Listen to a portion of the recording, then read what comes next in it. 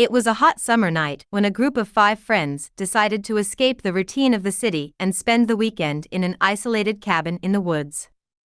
The cabin, belonging to the family of one of them, had a reputation for being old and full of stories, but that only fueled the group's excitement. Upon arrival, the air was thick with laughter and shared memories. The campfire crackled merrily as friends recalled anecdotes of years past, and, after a couple of beers, the conversation turned to the paranormal. One of them, more daring, suggested bringing out a Ouija board he had found in the attic of the cabin. At first, there was laughter and skeptical comments, but the idea took root, and they finally decided to try it out. That night, they settled around the planchette, illuminated by the faint light of the flames dancing in the campfire. With the planchette in the center, they each placed a finger on it, feeling a slight shiver run through them. At first, the questions were trivial, quick answers that elicited nervous laughter. But when a more serious friend asked about their future, the planchette began to move, spelling out a warning: do not play with fire. Laughter faded, and tension filled the air. Intrigued, they began to ask more personal questions, trying to connect with some spirit. Gradually, the atmosphere became heavier, and the ambience became charged with a strange energy. One spirit identified herself as Elisa, a young woman who had lived in the cabin many years ago. She related stories of sadness and loneliness, and the friends felt increasingly connected to her. However, when one of them, in an attempt to be humorous, asked if Elisa was angry, the planchette twitched furiously, spelling out a single message: revenge. The friends, growing increasingly uneasy, decided to close the session. However, the planchette refused to move. It was then that they began to hear whispers in the darkness, echoes of a forgotten past. At first they thought it was the wind, but voices began to rise in a chorus of wailing. The night became a whirlwind of fear, and everyone began to remember dark secrets and hidden tensions within the group. The atmosphere became so thick they could feel the air in their lungs, heavy with the pressure of the unknown. Suddenly, the lights began to flicker, and a dark shadow crept across the room, reflecting each friend's deepest fears. One by one, they began to see disturbing visions: betrayal, guilt, remorse. It was then that they realized that Elisa's spirit not only sought revenge, but also wanted to expose their own secrets and pain. The tablet became a mirror reflecting their truth, and each response pushed them further into the abyss of horror. Desperate, they tried to break contact, but Elisa refused to let them go. In a last attempt, one of them, filled with panic, shouted that they wanted to say goodbye, that there was nothing more to discuss. The planchette came to a screeching halt and a sepulchral silence enveloped the hut. A sense of danger was in the air. It was then that the lights went out, and a piercing scream echoed in the darkness. A friend, who had been standing in the corner, fell to the ground, apparently possessed by a dark force. In an act of desperation, they began to recite words they had heard in movies, trying to break the bond. But the shadow that had taken possession of their friend grew stronger, manifesting itself in a terrifying form, an echo of Elisa laughing at their attempts to escape. It was then that they understood that the spirit had been seeking revenge all along, and that their game had unleashed something much darker than they had ever imagined. Finally, they joined together, using the power of their friendship to fight the spirit that tormented them. With each word they spoke, the energy in the hut changed, and the dark figure began to fade. With a final scream, they managed to free their friend from possession, but not without a price. Elisa had left a mark on them, a lingering reminder of what they had unleashed. At dawn, the friends left the cabin, but they knew that their experience had changed them forever. The laughter and joy had faded, replaced by a deep unease. They never spoke of the incident again, but in their nights, whenever darkness fell, Elisa's whispers echoed in their minds, reminding them that some doors should never be opened. The Ouija board, in its simplicity, had become a symbol of the connection between life and death, and of the shadows that lurk in the darkness. Marta had always been a restless young woman, with a particular interest in the paranormal. Since she was a child, she had heard stories about spirits and souls in pain, but nothing had impacted her more than the tragic death of her younger sister, Sophia, in a car accident. The loss had left a void in her heart, and the anguish intensified with each passing day without answers. As the months progressed and the pain became a constant echo, Marta decided it was time to search for answers. One day, while exploring an antique store, she found an antique Ouija board. Without a second thought, she bought it, convinced that she could communicate with her sister and get the truth about what really happened that fateful night. That night, with the wind howling outside and a storm approaching, Martha sat in her room, the Ouija board on her lap and a candle flickering on the table. Heart pounding, she placed her fingers on the planchette, summoning Sophia with all her might. At first, nothing happened. The planchette remained motionless, but frustration soon turned to determination. Martha closed her eyes and concentrated, deeply wishing that her sister would respond. After several attempts, the planchette began to move slowly, first hesitantly and then with more confidence. "Sophia?" asked Marta, almost trembling with excitement. Through a series of halting responses, Sophia managed to communicate, expressing love and a deep longing to be with her sister.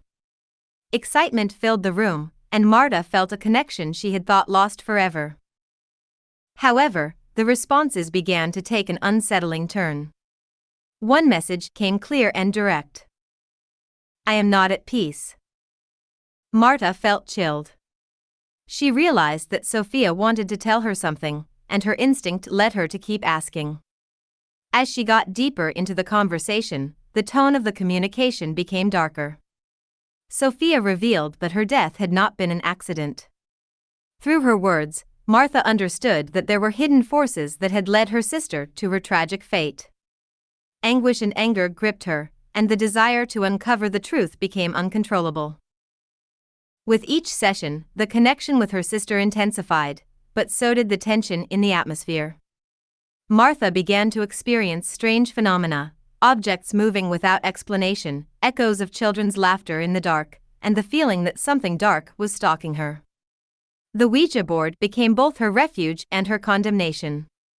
One night, while interrogating Sophia about the possible culprit of her death, the planchette wrote a name that froze her blood: Charles.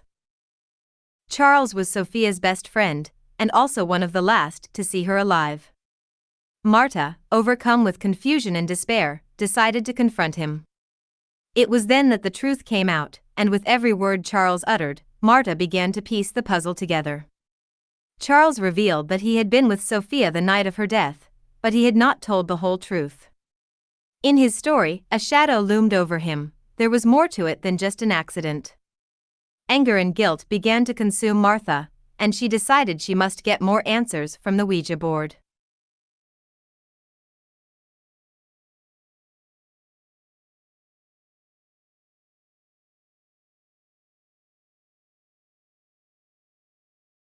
Over time, fear and despair took hold of Martha. Her sessions became more frequent and desperate. However, Sophia's spirit seemed to change. The answers became more confusing and twisted, and the connection became increasingly unsettling.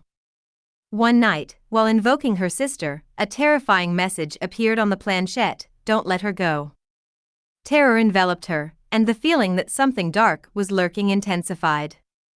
Martha, however, felt compelled to keep searching for the truth. In her last session, she decided to confront Carlos again. During the conversation, the planchette began to move frantically, answering Marta's questions erratically. One last message appeared: "Carlos is guilty."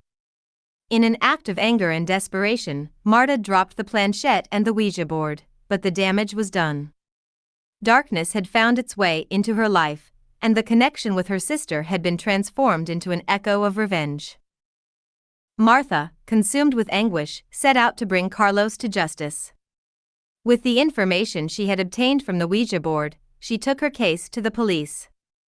However, when the authorities began to investigate, they found no hard evidence, and Carlos managed to evade the charges. Frustration filled Martha, who, feeling she had failed her sister, returned to the Ouija board one last time. In desperation, she realized that the connection with Sophia had changed. Her sister's voice, once loving, now sounded distant and full of sadness. In a last attempt to get answers, she asked about her own safety. The planchette, moving with unexpected violence, spelled out, "Beware of Theshido." At that moment, the lights flickered and a dark figure appeared in the room. A sense of despair seized Martha, and she realized that she had released something more than she had intended. In the end, Martha realized that the search for the truth had led her into an abyss from which she could not escape. The Ouija board, which had been her connection to her sister, had become a conduit for anger and revenge. In her desperation to find answers, she had unleashed unimaginable terror, and what had begun as an attempt at communication had turned into a nightmare from which she could not awaken. The shadow she had summoned would follow her forever, a reminder that some truths are best kept in the silence of death. The curiosity of a group of teenagers often led them to explore the limits of the unknown. It was a Halloween weekend, and they were at the home of Lucas, a friend who had invited everyone to spend the night. The atmosphere was charged with laughter and nerves, and in between scary games, someone mentioned the existence of a Ouija board that had been abandoned in an old house on the outskirts of town. Intrigued by the idea of communicating with the afterlife, they decided that this would be their main activity for the night. Once they arrived at the abandoned house, the tension in the air was palpable, the decrepitude of the place was evident, and the windows were covered with dust and cobwebs. However, their desire for adventure overcame their fears. Inside the house, they found the Ouija board, covered in a layer of dust and forgotten in a dark corner. They sat in a circle, illuminated only by the lights of their phones, and placed their fingers on the planchette. At first, the questions were trivial: who is most likely to be scared tonight, and who has a secret crush? The answers were lighthearted and elicited laughter. But as time progressed, the atmosphere grew thicker, and they began to ask about deeper things, about the future and the afterlife. The planchette moved slowly at first, but soon began to move with more determination. Drawn by the mystery, one of them asked if anyone was present in the room. To their surprise, the Ouija board responded, yes. The nervous laughter faded, replaced by a shiver that ran down their spines. Someone in the group, eager to play along, asked if the spirit was good or evil. The planchette replied, bad. The atmosphere became unsettling, but their curiosity was stronger than their fear, so they continued. However, every question they asked seemed to awaken something dark. As the spirit communicated, they began to hear murmurs that seemed to come from the walls, echoes of laughter and crying. One of the girls, Anna, felt strangely drawn to the Ouija board. Asking the spirit her name, the planchette spelled out, Lucifer. Her friends looked at each other awkwardly, the atmosphere became tense. But Anne, feeling more connected, insisted on continuing to communicate with the spirit, ignoring the warnings of the others. With each session, the spirit seemed to grow stronger and more aggressive, until the lights began to flicker, and the mirrors in the room began to show distorted images of her own reflections, warped by fear. The visions became more disturbing. Each of them began to see their own fears reflected in the mirrors. One saw loneliness, another saw betrayal, and Anna, who had been the most captivating with the Ouija board, saw her own shadow transform into a dark figure stalking her. Laughter and jokes turned to screams of terror as the group tried to break the connection. But each time they tried to move away, the planchette moved faster, revealing a terrifying message: you cannot escape. Desperate, they tried to put down the Ouija board and leave the house, but the door was locked. Despair and fear filled the room. The shadow that had appeared in the reflections began to take shape, taking the figure of an elongated, dark being, with eyes that glowed like embers. Anna, who had been more connected to the spirit, stood transfixed, caught in fascination and horror. It was then that the being pounced on her, pulling her towards the mirror, as if it wanted to drag her into a dark world from which she could never escape. In an act of bravery, her friends decided to face what they had unleashed. Knowing that the only way to save Anna was to destroy the Ouija board, they tried to smash it to pieces, but each blow seemed to strengthen the shadow in the room. In a desperate attempt, they began to remember the words they had heard in the movies about how to close the connection. With the lights flickering and the echoes of distorted laughter filling the air, they formed a circle around Anna, repeating phrases of protection as the shadow continued to attack them. Finally, one of them, the most skeptical of the group, shouted that they had to get rid of the Ouija board once and for all. In a final attempt, they threw the board to the floor and smashed it with a chair. The shadow gave a blood-curdling scream, and at that moment, the room was filled with a sepulchral silence. And fell to the floor, passed out, but the echoes of laughter and crying began to fade. Upon awakening, the group found themselves surrounded by an eerie silence. Although Anna was safe, the memories of what had happened that night would haunt them forever. They left the house, but the experience had changed them. They had unleashed something they could not fully comprehend. The mirrors, as they left, reflected a group of friends marked by terror and guilt. As they walked away, they vowed never to touch a Ouija board again and never to forget what happened that night. However, every time they looked in a mirror, they remembered that shadows can be more than just reflections. They can be the echo of truths they would rather leave hidden. The dark figure that had haunted Anna remained in their minds, a reminder that the Ouija board game was not just a game, but a door to an abyss they should never have opened. Clara had always been a lover of the occult, fascinated by the paranormal and ghost stories. For years, she had toured cemeteries, explored abandoned houses and read books about spiritual rituals. One night, while surfing online, she came across a forum dedicated to Ouija and the experiences of other users. One comment caught her attention. A group had used a Ouija board in an old dilapidated hotel, known for its dark past and rumors of trapped spirits. The idea of spending a night in that hotel, with the Ouija board as company, took hold of her mind. Without thinking twice, Clara organized a getaway with her group of friends, Andres, Mariana, and Felipe. They were eager to experience the unknown and, perhaps, communicate with the spirits that inhabited the place. Upon arriving at the hotel, Clara was drawn to the decaying beauty of the structure. The walls were covered with mold, and the air smelled of dust and abandonment. Yet there was something hypnotic about the surroundings, as if echoes of laughter and whispers from the past still inhabited the place. After exploring the rooms, they decided to set up their meeting point in a large room, with broken windows that let in the moonlight. They placed the Ouija board on a table, and the atmosphere became tense as they sat around it, aware of the hotel's tragic history. At first, the questions were trivial: who is the most afraid, and what is Mariana's secret? But soon, curiosity turned to seriousness. Clara took the initiative and asked if there were any spirits present. To her surprise, the planchette slowly moved toward yes. The air became thick, and everyone felt a shiver run down their spines. Clara continued, asking for the spirit's name. The planchette spelled out Sarah, and a strange energy filled the room. Clara recalled the stories of Sarah, a young woman who had died in the hotel under mysterious circumstances. As the session progressed, the friends began to sense the presence of something beyond the table.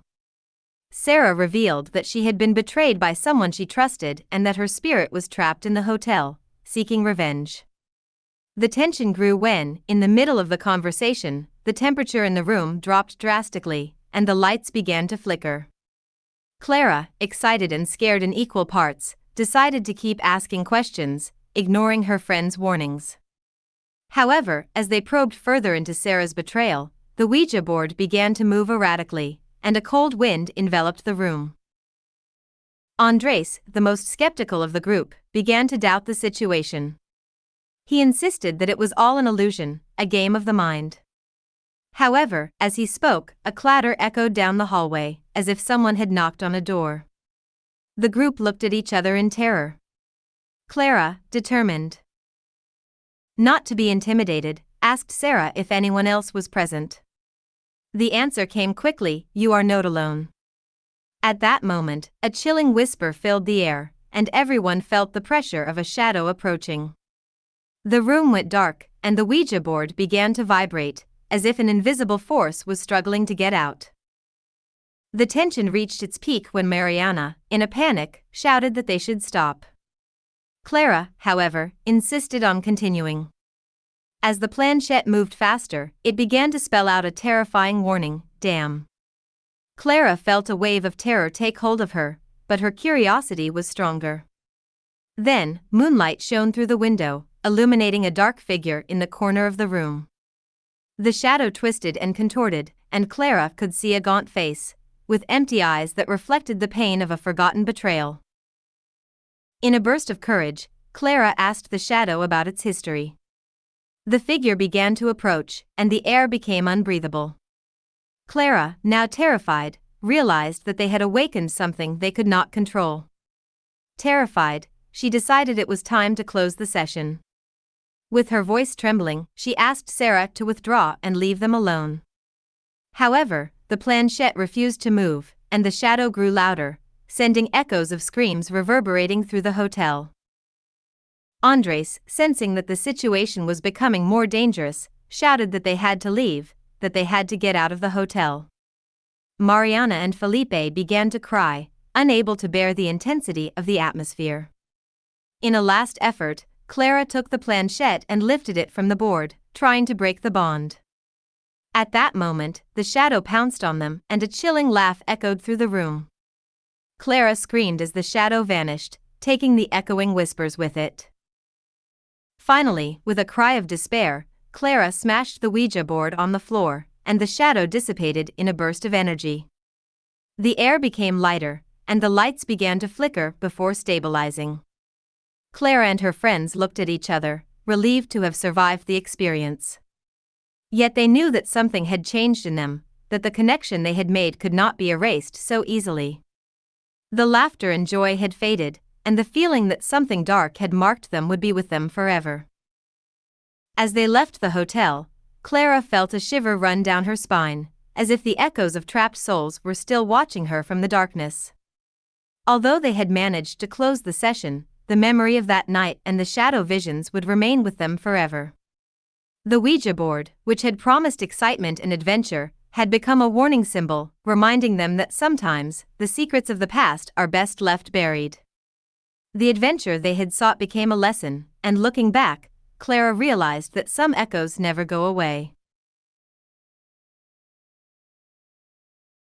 Since she was a little girl, Valeria had been Eliana's inseparable friend. Together they shared laughter, secrets, and unforgettable moments. However, Eliana's life took a tragic turn when her family moved to another city. The distance was not enough to break their bond, and the two girls vowed to stay in touch despite the separation.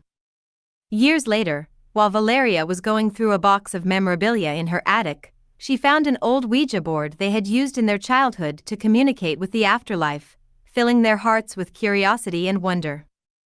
A sudden impulse led her to invite Eliana, who had returned to town for the vacations, to a Ouija session. Without thinking about the warnings about the dangers of such games, the two friends decided it was the perfect time to relive their old times. The night Valeria and Eliana chose for the session was covered by a blanket of dark clouds, creating an eerie atmosphere. After dinner, they settled on the floor of Valeria's room, with the Ouija board placed between them. The atmosphere felt electric, and the excitement was palpable.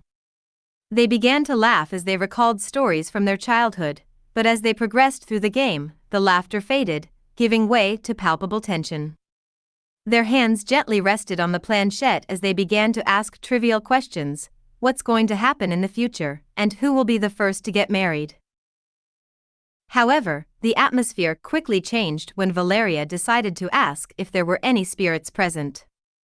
To her surprise, the planchette moved briskly towards yes. Both girls looked at each other in amazement, and nervous laughter filled the room.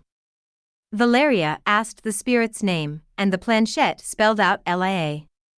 The name seemed familiar to Eliana, but she couldn't remember it right away. Intrigued, they continued asking questions. The spirit revealed that she had been a close childhood friend of Valeria's, a girl who had mysteriously disappeared in her village years before.